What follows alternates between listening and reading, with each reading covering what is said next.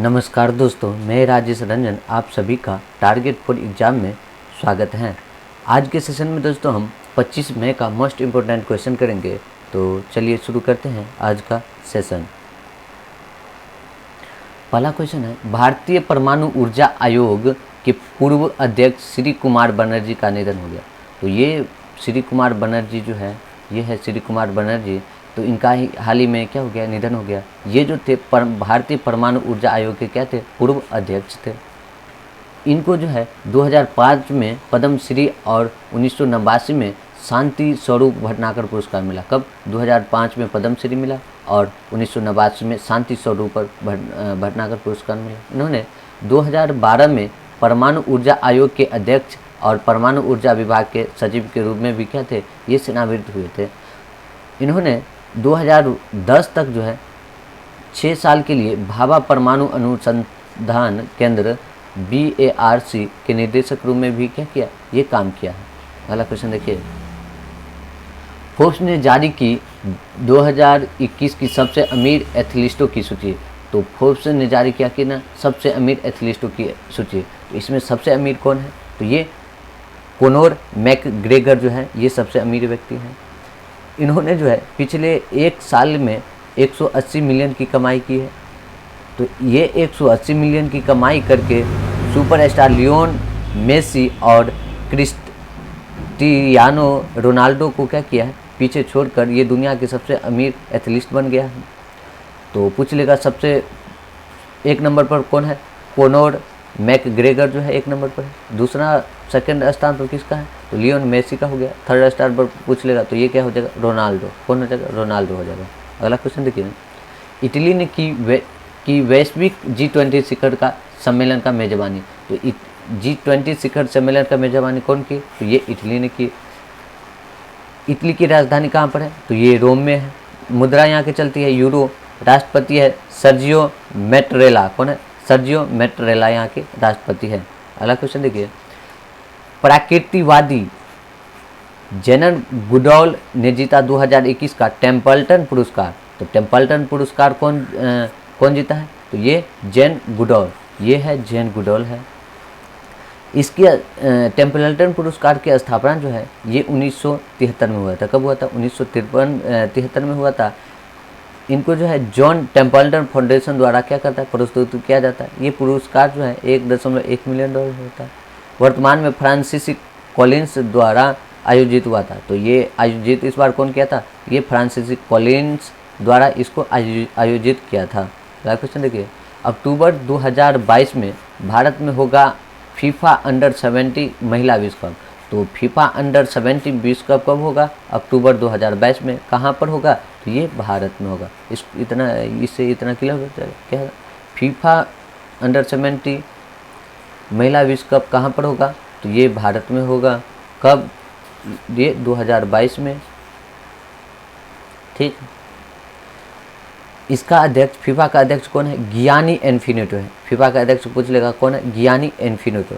इनकी फीफा की स्थापना 21 मई 1904 को हुआ था। कब हुआ था, 21 मई 1904 को हुआ था। मुख्यालय है ज्यूरिख स्विट्जरलैंड में। कहाँ पर, ज्यूरिख स्विट्जरलैंड में है। अगला क्वेश्चन देखिए, एटलेटिको मैड्रिड ने जीता ला लीगा खिताब। तो ला लीगा खिताब कौन जीता है, तो ये एटलेटिको मैड्रिड जो है ये ला लीगा खिताब जीत लिया है। अगला क्वेश्चन देखिए, एशिया के 2 सबसे अमीर व्यक्ति अब भारतीय है। तो एशिया के क्या है, 2 सबसे अमीर व्यक्ति भारतीय है। कौन कौन है, मुकेश अंबानी और गौतम अडानी। कौन है, मुकेश अंबानी और Gautam Adani. Bloomberg billionaire index जो है के अनुसार अरबपति गौतम अडानी चीनी टाइकून जोंग सनसैन को पीछे छोड़ते हुए दूसरे सबसे अमीर एशियाई बन गए हैं। चीन के जोंग जो थे ये फरवरी तक जो है सबसे अमीर एशियाई थे, जब उन्हें भारत के सबसे अमीर व्यक्ति और रिलायंस इंडस्ट्री लिमिटेड के अध्यक्ष मुकेश अंबानी को ताज को दिया। देखिए, तो पूछ लेगा सबसे अमीर व्यक्ति कौन है एशिया के, तो ये मुकेश अंबानी हो गया।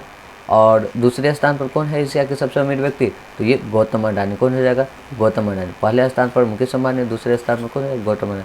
पूछ लेगा विश्व में, तो ये जेफ बेजोस जो है पहला स्थान है। एलोन मास्क ये दूसरा स्थान पर है। बर्नार्ड अर्नेल्ट ये जो है 3rd स्थान पर है, बिल गेट्स 4थे स्थान पर है, मार्क जुकरबर्ग ये 5वें स्थान पर है। तो इस क्वेश्चन से इतना क्लियर हो गया। चलिए अगला क्वेश्चन देखिए। राजेश बंसल जो है बने रिजर्व बैंक के इनोवेशन हब का CEO। तो रिजर्व बैंक के इनोवेशन हब का CEO कौन बन गया है? तो ये राजेश बंसल बन गया। कौन बन गया? राजेश बंसल बन गए। इसकी जो कार्यकाल ये 17 मई 2021 से ये मुख्य कार्यकारी अधिकारी जो है ये नियुक्त किए हैं। ठीक है। राष्ट्रीय reserve bank innovation hub RBIH क्या है? RBIH reserve bank innovation hub. चलिए अगला क्वेश्चन देखिए।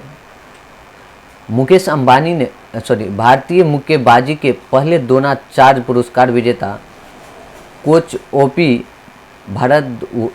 भारद्वाज का निधन हो गया। तो ये भारद्वाज का निधन हो गया। ये जो थे सब मुक्केबाजी में पहले द्रोणाचार्य पुरस्कार विजेता थे, ये थे OP भारद्वाज। ये जो थे 1968 से 1989 तक भारत के राष्ट्रीय मुक्केबाजी के कोच थे। क्या थे? 1968 से लेकर 1989 तक भारत के मुक्केबाजी कोच के ये कोच थे। अगला क्वेश्चन देखिए। कोटक महिंद्रा बैंक ने GIFT AIF को भारत का पहला FPI लाइसेंस जारी किया। क्या है? लाइसेंस जारी किया। कोटक महिंद्रा बैंक भारत की पहली गैर बैंकिंग वित्त कंपनी है जिसे बैंक में परिवर्तित किया गया है। कोटक महिंद्रा बैंक की स्थापना ये 2003 में हुआ था। कोटक महिंद्रा फाइनेंस लिमिटेड 1985 में स्थापित किया गया था। 2003 में कोटक महिंद्रा बैंक में परिवर्तित किया।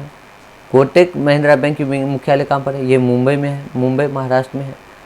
MD एंड CEO है उदय कोटक। कौन है? उदय कोटक जो है MD एंड CEO है। कोटक महिंद्रा बैंक की टैगलाइन है, तो टैगलाइन क्या है? Let's make money simple. क्या है? लेट्स मेक मनी सिंपल है इसकी टैगलाइन है।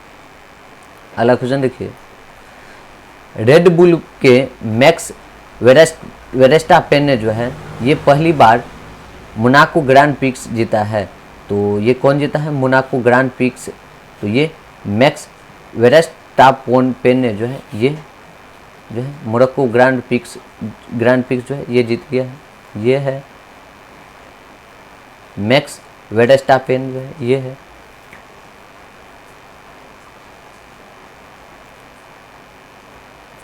फेरारी के कार्लोस सेंज जूनियर जो है ये दूसरे स्थान पर रहे। मैकलारन एल नॉरिस ये तीसरे स्थान पर रहे। पूछ लेगा पहले स्थान पर कौन है? मैक्स वेरेस्टापेन जो है ये पहले स्थान पर। दूसरा स्थान पर पूछ लेगा तो ये क्या हो जाएगा? ये सेंज जूनियर जो है ये कार्लोस सेंज जूनियर ये दूसरे स्थान पर रहे। तीसरे स्थान पर पूछ लेगा तो एल नॉरिस ये तीसरे स्थान पर है। अगला क्वेश्चन देखिए। अवतार सिंह भसीन द्वारा लिखित एक पुस्तक का शीर्षक नेहरू तिब्बत और चीन है। तो अवतार ये पुस्तक है नेहरू तिब्बत एंड चाइना। क्या है? नेहरू तिब्बत और चीन। ये पुस्तक लिखा है अवतार सिंह भसीन ने। कौन लिखा है? अवतार सिंह भसीन।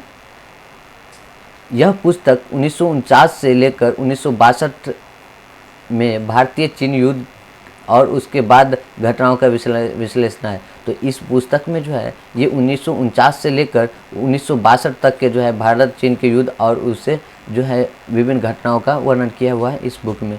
पूछ लेगा इस बुक को लिखा कौन है? तो A.S.